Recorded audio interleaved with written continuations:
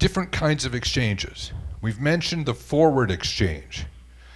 In the forward exchange, you sell your relinquished property first, and you acquire the replacement property second. It can be multiple replacement properties. One trend that we're seeing a lot of right now is where somebody sells a relinquished property. Let's say that they have $500,000 of net proceeds.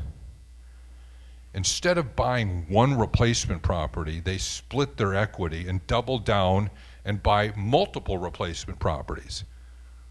The idea is, rather than having one boat in the harbor when the tides of appreciation come in, they want to have two boats. And they want to stretch their equity further and buy up in value. As a capitalist, do you want your capital to be underutilized, or do you want to stretch that capital and make it work harder for you? Leverage is a two-edged sword, but generally people like to use a little leverage to increase the potential of their financial accumulation. All right, next we have the reverse exchange. In a reverse exchange, typically the intermediary will acquire the replacement property and hold it for your benefit. We said that that might be a good idea to get a sure thing. There are two different modalities of reverse exchange. The back leg is where we acquire the replacement property and hold it for your benefit. But sometimes you can't park the replacement property. Sometimes the banker says, look, I barely got this thing through loan approval. If you put one more piece of complication on this deal, it's going to break the camel's back. Can't do it. And also, sometimes these reverse exchanges come up at the last minute when the buyer of your relinquished property flakes out, leaves you at the altar, and you're thinking, oh my gosh, how am I going to do my exchange? My buyer just left me high and dry. The other modality, which can be a creative problem solver, is called the front leg reverse exchange. In a front leg reverse exchange, the intermediary becomes the synthetic purchaser of your old, unsold, relinquished property.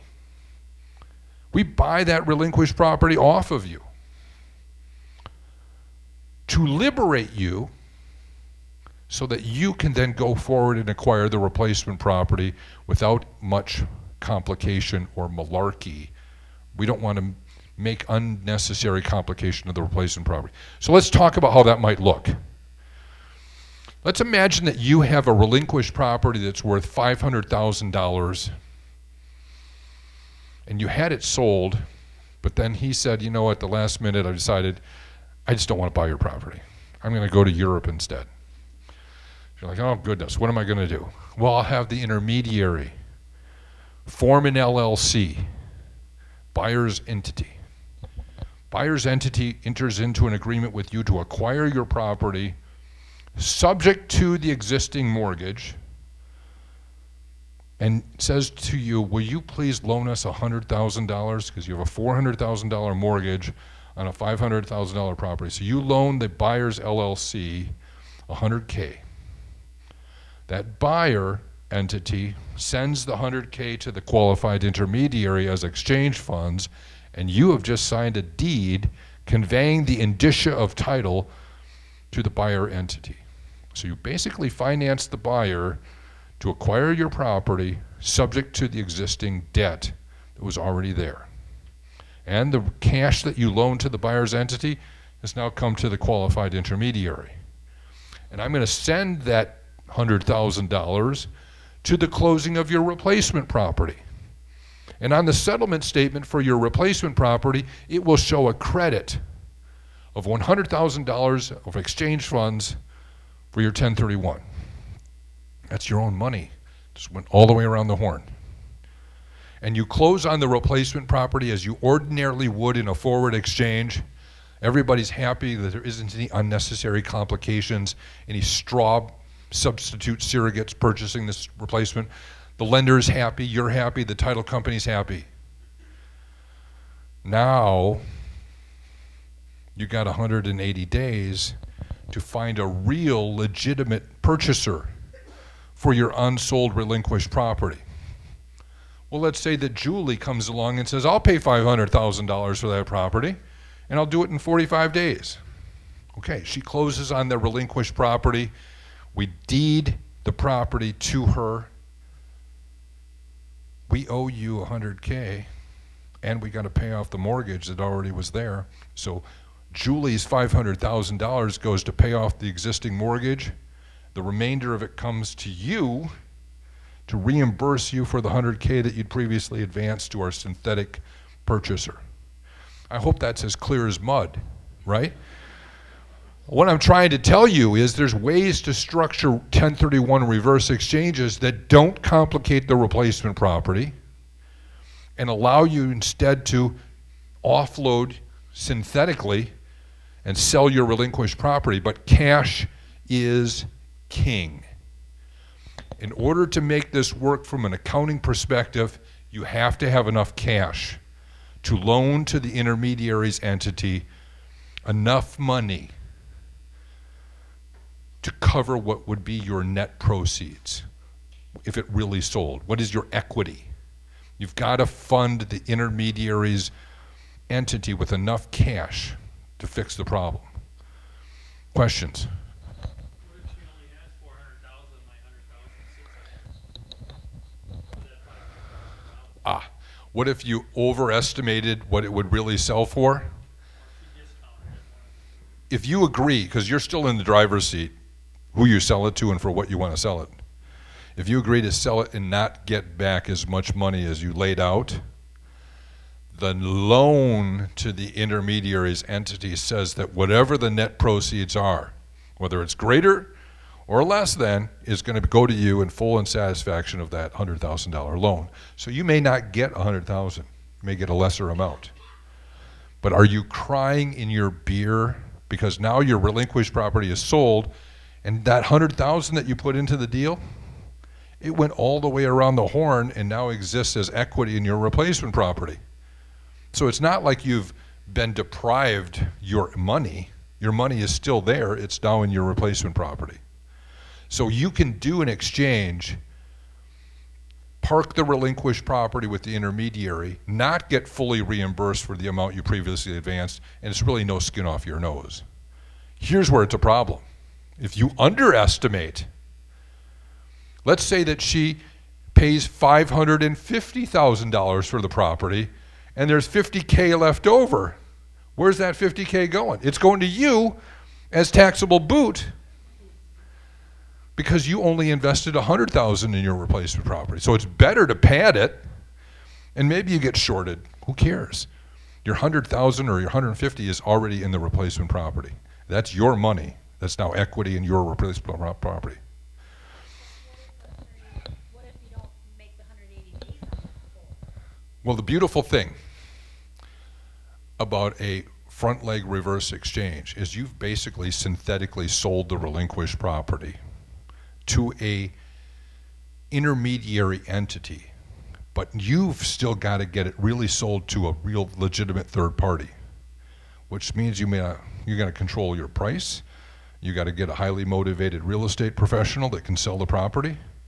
But yeah, you got 180 days to offload that property. That's a real deadline. And I didn't create that deadline. That's created by the IRS. That's their rule in their safe harbor called Rev Proc 2037. Now, theoretically, if you were friends with Carl Pohlad, you could call up your buddy and say, Carl, I need to offload this property. I've only got 18 days in my 180-day reverse exchange period. Will you stroke a check and buy this property, get it off my books? Maybe Carl Pohlad would do that for you. 50% discount. Maybe Carl would require a little discount because he's buying it as a principal. I don't think Carl is with us any longer, so it's also going to require a little exorcism on your part. Question back here? Any question? How about the lender? The lender, when you're saying you're going to do this, he might have a problem with you doing that. Some of our clients will go to their lender if they can find a lender that will pick up the phone, and they will interact with the lender and try to get consent for this. And some of our clients take the position, I'll ask for forgiveness later once they're satisfied, because this is a short-term arrangement, and oftentimes this deed that's given to the buyer's intermediary entity doesn't get recorded quickly, or if ever. It only needs to provide us with the indicia of ownership, which is less than recorded fee title. So it's unlikely that anyone will ever know that he has synthetically sold his property to this intermediary entity. Thus, the due on sale clause becomes less likely to have been triggered officially. That's the practical answer. We don't record the deed. When the buyer of the relinquished property comes along, we jump title from him to the actual buyer. The qualified intermediary documents and the relinquished property assignment agreement are tailored to reflect that he's already sold the property to the intermediary's entity, but nevertheless he's deeding the property straight to the buyer using direct deeding, which is permitted under the forward regs. Jeff, question for you. If I'm understanding this correctly, if you use an intermediary to set up a 1031 reverse exchange, and say you get into like environmental soil remediation problems, and it bleeds past that 180 days, you can't turn a 1031 reverse exchange into a 1031 exchange unless you... I'm not sure I understand your facts, so maybe give us concrete facts so we can understand the question better. So a reverse 1031 exchange, you're essentially buying the property backwards. Which property is being bought, the front or the back leg? The replacement? The front property, the replacement property. So I'm buying the replacement property first. Correct. Good. And let's say you find some environmental issues with that. With the replacement? Yep, with the replacement. I already own it.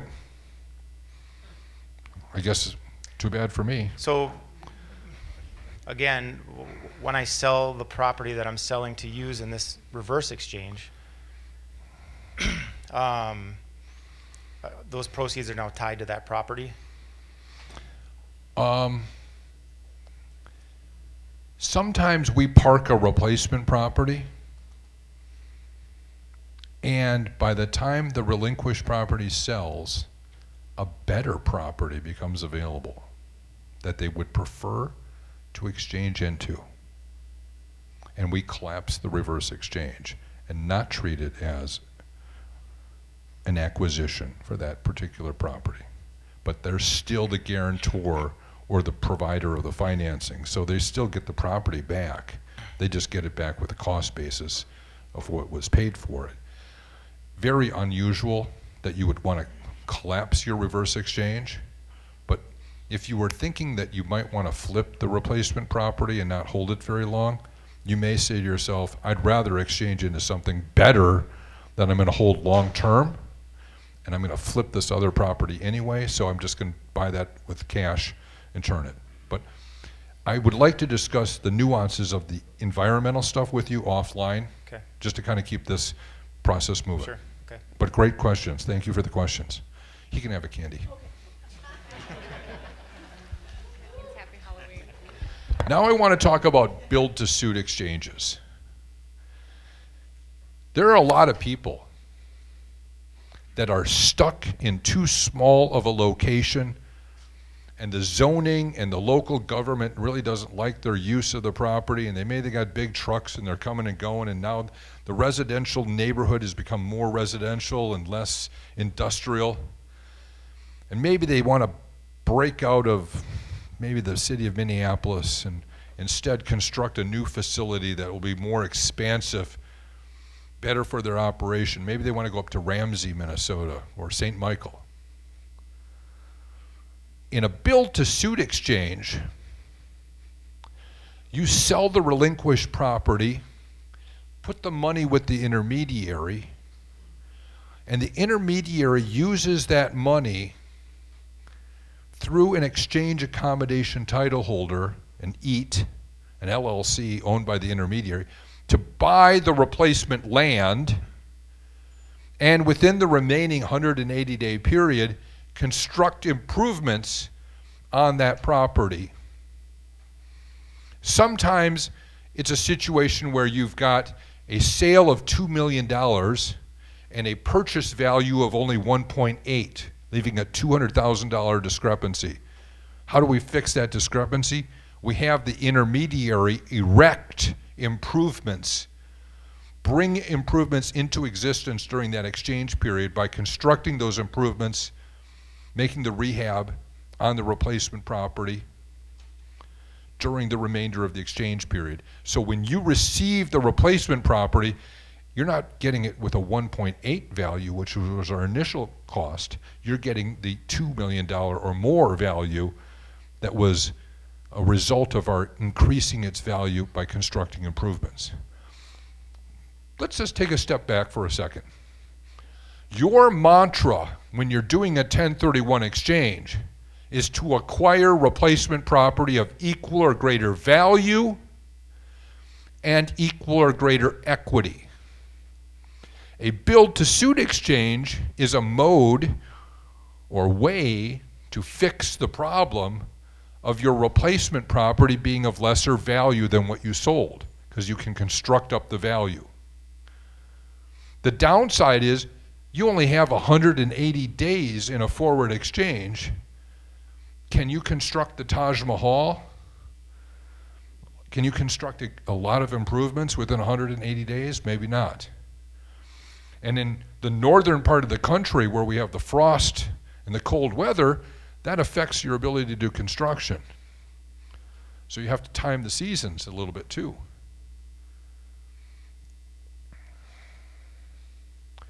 A build-to-suit exchange works really nice if the improvements aren't extraordinarily difficult. They're kind of regular, like putting on a new roof or repaving the parking lot. Stuff that's pretty easy and fast to do. Maybe it's not as good with things that are much more time-consuming to do. If you want to do extensive improvements, lots and lots of construction, you would look at a reverse construction exchange as an alternative. Let's say that you have a $70 million apartment complex that was built in 1965. They're small units. That's not what the market wants. They don't have in-unit laundry. There's insufficient parking. The neighborhood has changed, and it's not as fun of a place to own any longer. It's in a region of the country that's not growing. The forecasts for appreciation are not good. The amount of government regulation has increased and is becoming too onerous. You get the idea. You don't want to own that $70 million 1965 build property. But you also don't want to pay taxes. And there's nothing out there in the universe that you want to buy right now. What you might do as an alternative to a build-to-suit exchange is construct a massive replacement property in a non-safe harbor reverse exchange. The safe harbor limits our holding period to 180 days. Non-safe harbor, it's indefinite. So you could have the intermediary, who is not your agent, according to the regs, act as your surrogate, go out and buy the land that you want, where you want it, and construct the improvements that you desire to have built to the quality level that you want. Rather than using 2x4s, maybe you want to use 2x6s for a more sound, heavy-duty construction. Maybe you do want in-unit laundry. Since COVID, people don't want to do communal laundry because they might get germs, get infected from their neighbor, right? So there are a lot of things that you might do. You may not say, you know what, market wants 2 bedrooms, not 1 bedrooms. I'm going to construct all 2 bedrooms. The city requires me to have parking. I'm going to provide underground parking underneath this constructed apartment complex so my residents don't have to go outside and turn their cars on in the middle of the night to keep them from freezing up in the night.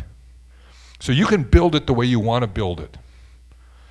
Why don't we curate and bring into existence $120 million worth of a beautiful apartment complex? And when we're getting real close to completion of construction, then and only then will you list your 1965 built property for sale, so that you come into cash on your 1031 exchange at about the same time the certificate of occupancy is being issued on this massive 120 unit complex that we've curated and built to your specifications. On the Form 8824, it looks like you did a forward exchange. You sold a $70 million property, received a $120 million property. It's just that it was held and purchased initially by a qualified intermediary under a non-safe harbor reverse exchange. We're not acting as your agent, we're acting as a facilitator of the 1031. There's a case on this called Estate of Bartel. The facts are very similar in concept to what I've described, and the IRS didn't like this case. They analyzed it as an agency analysis. They said the holding company didn't have any risk, didn't have any skin in the game, was merely doing this as an accommodation, and the tax court said, yep, fine. Took the tax court a long time to issue its opinion, which held up a lot of concern in people's minds, but when the opinion was finally issued in the state of Bartel, the IRS lost across the board. Because 1031 is kind of a special provision. We don't look at the substance of the transaction so much as the form of the transaction. The qualified intermediary is in the business of facilitating exchanges. That's why you use them to acquire the property and construct it. And when it existed, you sold your relinquished property and exchanged into that property that has been curated for you. Tax court loved it. It was in the Ninth Circuit. The IRS lost real bad. So badly that they didn't appeal the decision. They put their tail between their legs and they ran, but they spit in the soup on the way out by filing what is called a notice of non-acquiescence. That's where the service officially says, we don't like that decision. We don't think we're going to follow it. But since the state of Bartel, I haven't seen a single instance of the IRS challenging a non-safe harbor constructed exchange where the intermediary is used to facilitate it. Questions about that? And let's see if we can get you a microphone. Okay. Thank you. Jeff, was that a federal tax court decision, U.S. tax court, or district court, federal district court decision? I don't have the citation in my head, but I believe it was a first-tier federal court case, so it did not go to the appellate, so I think it was district. So it applied for that particular district, whatever it was. Ninth Circuit. Okay. Thank you. Do we have a question over here? Hi. If the value of the property that you're acquiring is the same or more than what you're disposing of, can't you just buy undeveloped land? Do you need to have a dwelling on it or some kind of structure? There are two kinds of gain. When you sell your relinquished property, if your relinquished property had improvements on it, like buildings, this building is depreciated over 39 years. It's a slow recouping of your outlay over 39 years. But there are components of this building that are not critical to the structure. These ornamental lights, this wall, it may be an accordion wall that is not structurally holding up the facility. There may be components of this building that an engineer can go through and segregate out for more rapid depreciation. That's called a cost segregation study. So this floor covering is 5-year property. This wall may be a 15-year wall. These lights may be 5-year lights. Their useful life may be shorter. And so in a real estate transaction, you may have two kinds of gain. The gain from the sale of the land and the old, slow and steady straight line depreciation. And then you may have accelerated depreciation from the components that were written off fast. That's called 1245 gain. You got 1250 gain for the dirt, the land, 1245 for the components. If you don't exchange into a replacement property with an equivalent amount of components, 1245 components, if you've gone from accelerated depreciation to pure dirt, you could have a sliver of gain get recognized. Now, you can still do a 1031 exchange from improved property to unimproved property, but the thing you have to worry about is, did I take a ton of depreciation, accelerated depreciation that's going to be triggered by this? And sometimes it's better off buying a piece of land that's got 1245 components. Sometimes farmland has been tiled with drain tiles. Those drain tiles are 1245 components. So you may, in the end, be able to offset your 1245 gain because there's enough 1245 components in that raw land that you're acquiring because it's been improved with drain tiles or other improvements like chicken coops and other agricultural buildings, hog barns. Questions about these different kinds of exchanges? Yes? So a reverse exchange. Let's say I buy a $1 million property and I put $300,000 down on it, and then I sell four properties, and there are no debt on those properties, and I receive $400,000 from the sale. Does that create food, or can I just pay down my mortgage? So that's what we do. Remember, you didn't buy the replacement property, sir. I bought it through an exchange accommodation title holder. The exchange company owns your replacement property. U.S. Bank financed it. And in order to get that deal done, you had to loan $300,000 to the LLC, the exchange accommodation title holder. So there's really a $300,000 loan from you to the exchange company, and the rest of the purchase value was financed by the bank. When the relinquished property closes, and you said you had multiple relinquished property closings, all of those proceeds are now available to do two things. We can pay you back to the extent that we can for the amounts that you previously advanced. In your hypothetical, you had previously advanced $300,000. But we can also do a principal reduction and pay down the bank's mortgage. Now, I talked about having sophisticated attorneys that know what 1031s are. Having a sophisticated lender's counsel that will allow for a prepayment of the loan to some extent with the 1031 proceeds, because we've got all of this 1031 equity that we want to get redeployed into the parked replacement property. We don't want to have a situation where we can't do a pay down or there's a prepayment penalty to get the money into the replacement property. So sophisticated lenders counsels can help us navigate those persnickety rules sometimes. Great question. Any other questions? Yes, ma'am. We're going to try to get you a microphone. In the meantime, Teresa, you got it? let's make sure we get a candy over to there. Thank you. We are using something called intermittent positive reinforcement.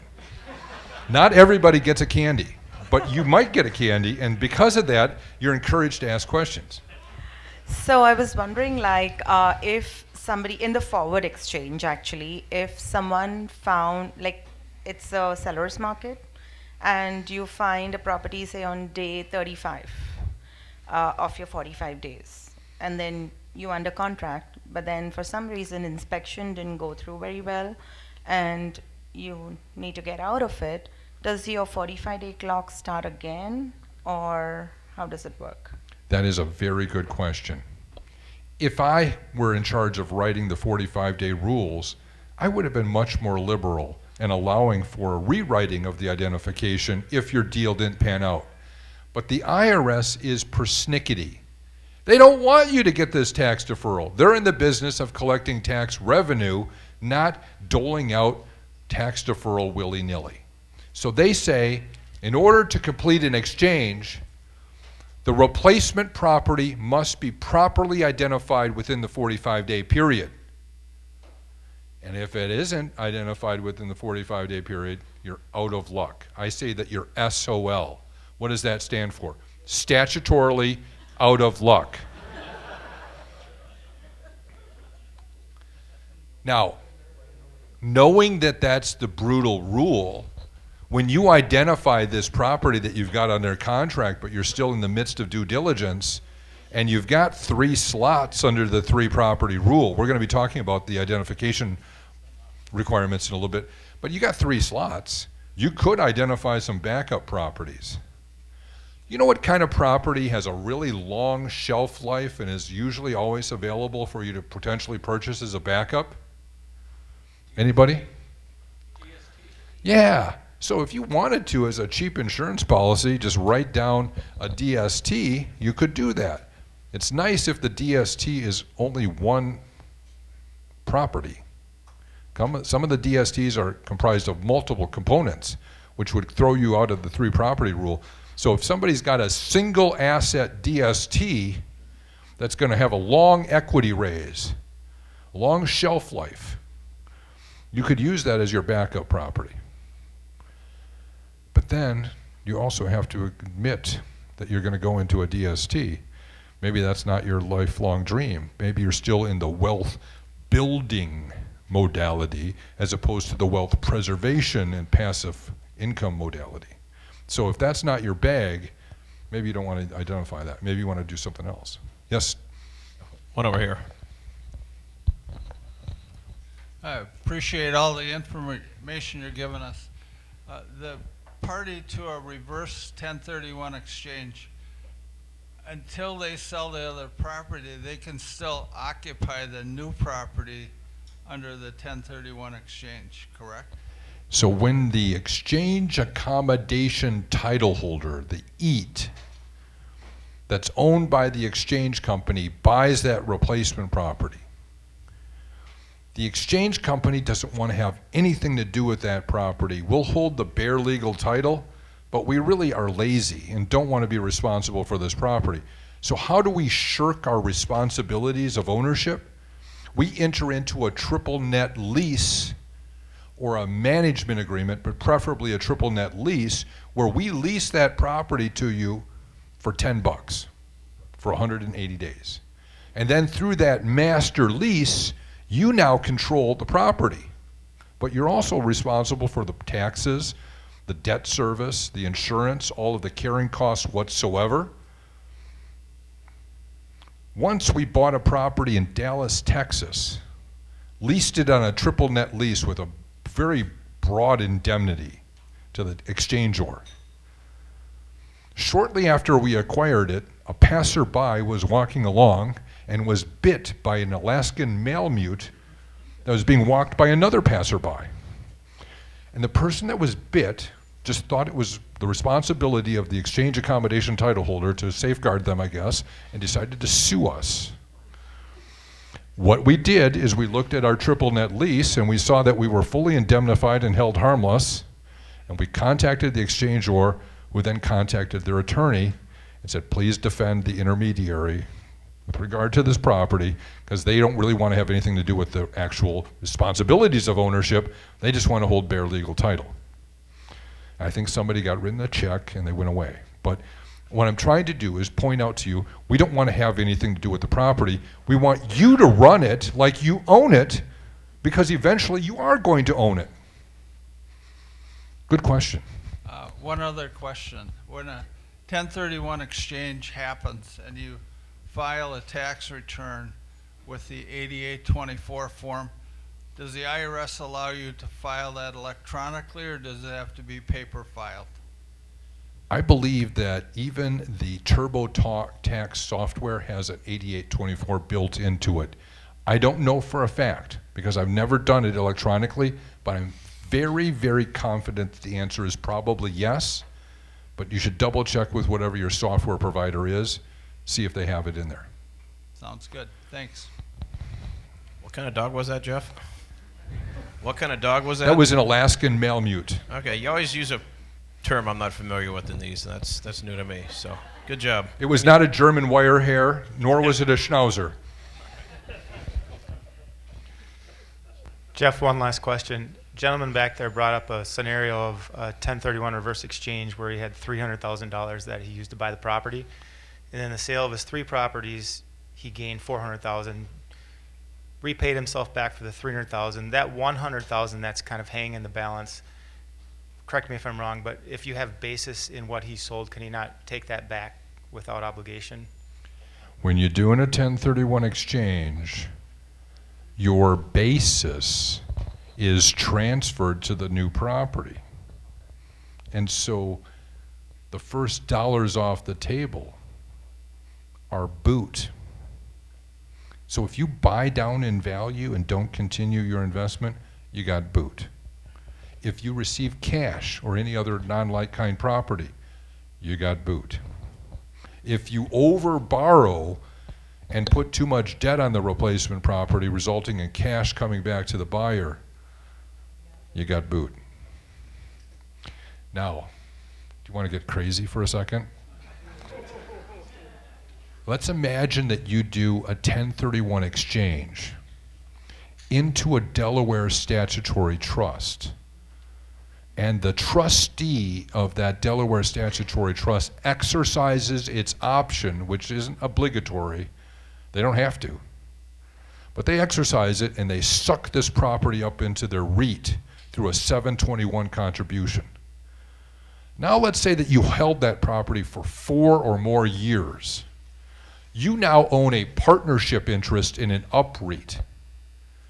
And there's some weird tax redemption rules that when you're redeeming a partnership interest, you get to cherry pick which part of the partnership interest you want to redeem first, and you redeem the part that's got basis first. So now you're dealing from the bottom of the deck, and you're able to kind of recoup your basis, reducing or mitigating your tax hit.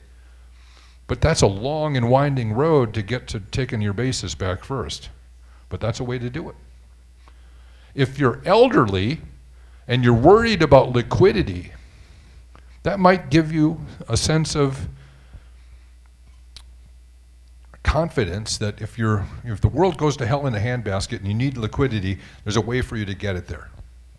Now, most people think that they want liquidity and will never actually utilize that. But maybe it'll give you, some peace of mind. Question, can we get a microphone to this gentleman, please? Center. Ryan, all right. Coming your way. Jeff, I have a question. DST, if you sell DST, can you buy a real estate from DST? His as question, a 1031 exchange? his question is, can you do a 1031 exchange on the sale of a Delaware statutory trust? A Delaware statutory trust is a unique creature. When you own the beneficial interest in a Delaware statutory trust, you are deemed to own your proportionate share of the underlying real estate. It's kind of like the old Illinois land trusts, where the trustee didn't have any authority to do anything. I don't think they could blow their nose without the beneficiary's permission. They certainly could not lease, sell, refinance, or do anything without the beneficiary's consent in writing. So as long as the DST is still a DST, you could probably do a 1031 exchange on the disposition of your beneficial interest. In fact, there's a man in here, Josh McKinley. You want to raise your hand for a second? I've done 1 or 2 of these deals with him where I've acted as his intermediary for his client's private sale. So he's arranged for somebody else to come in and buy that beneficial interest from the other party. And strangely, Josh was able to get the purchaser to pay 100%, no discount, 100% of the purchase price. So the seller got out at par, which I thought was pretty nifty. And they were able to do a 1031 exchange to defer their gains. Now, if the DST has already matured and morphed like a Pokemon, are you familiar with that? You ascend into the heavens of an UPREIT. Now you don't own an interest in real estate any longer. You own an interest in a partnership interest. That's a personal property interest. That is not eligible for 1031. So I guess it depends where you are on the procedural timeline. And if this is one of the DSTs that has the newfangled feature that could, but doesn't have to, ascend into an UPREIT. A lot of people talk about these things are automatically guaranteed. They're going to go into the UPREIT. They don't have to go into the UPREIT. If the trustee chooses not to take it up, they don't have to take it up. They probably will take it up, but it's not a certainty. Question. Mic's not on. So if you take and you 1031 into a DST, do you have to transfer that DST to another DST? You can do a 1031 exchange into any real estate in the United States of America, including traditional fee title, tenancy and common arrangements. So if you sell your beneficial interest in a DST and come back into cash with your intermediary, you don't have to buy another DST. You can buy any real estate that will be held for investment or business purposes in the United States of America, including traditional fee title. Question up front. Yeah, my question's regarding like a built-to-suit exchange. Let's say you had $500,000 in gain, and you went and found a $300,000 lot.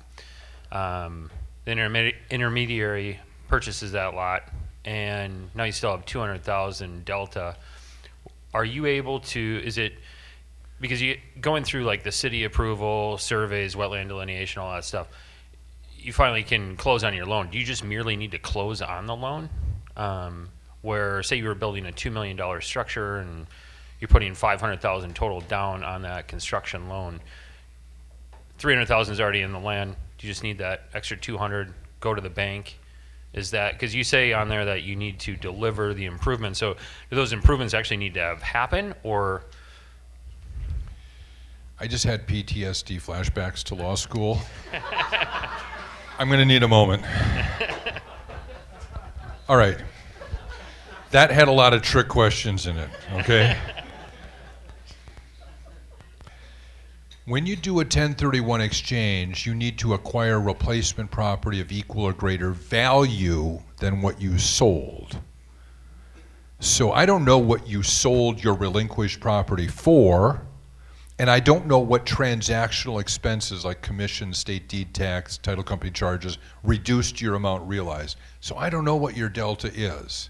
But whatever it is, you must construct and erect improvements that exist as real property during the 180-day period to get to that requisite value or more. Personally, I like to beat that benchmark by a mile rather than an inch. Build a whole lot more. It's on your shoulders to prove to the IRS that you constructed the improvements and they existed as real estate, because this is a like-kind exchange, real estate for real estate. Many years ago, I did a deal in downtown St. Paul where they ordered custom windows constructed in Europe. They were put on a boat. They were put on a truck, and they didn't arrive to be included into the property within the 180-day period. They had been paid for. They had been sort of delivered to the United States, but they weren't incorporated into the property. Fortunately, their persnickety accountants wore the black hat on that one and told them, sorry, Charlie, you can't count the value of the windows that are not real estate because they're still on a truck. They haven't been incorporated into the property. Now, you probably want to be able to prove that you constructed the improvements. It's on your shoulders. You're going to say the value was X. So I would go to the job site if I were you, and I'd take some video. Sometimes people get a drone, they shoot the drone around to show that the skeleton of the property is constructed and so forth. Can you, Sometimes they like, get a bury statement. gold bricks? Sometimes they get a statement from their general contractor that they've expended a certain amount of money for improvements that exist. Sometimes they have the title company doing the construction draws, so there's a lot of paperwork and lien waivers being collected. And that does raise an interesting question, your comment about the gold bricks. Statues, artwork, can be considered real estate. A very heavy golden statue could be, you know what I mean, delivered. And yes, a statue of a golden Malamute might be the solving problem. But here's the better way to solve the problem. We were doing a build-to-suit exchange in a remote Wyoming area where the workers show up when they want to show up and they work as much as they want to work, and you can never tell how much is going to get constructed. And they knew that. So they identified a backup property. They identified a DST that had a long runway of equity raise, and that basically said, we're going to put as much into the Wyoming build-to-suit as we can, and whatever doesn't get constructed, whatever our delta is that we're missing, we'll pivot to the DST for the remainder.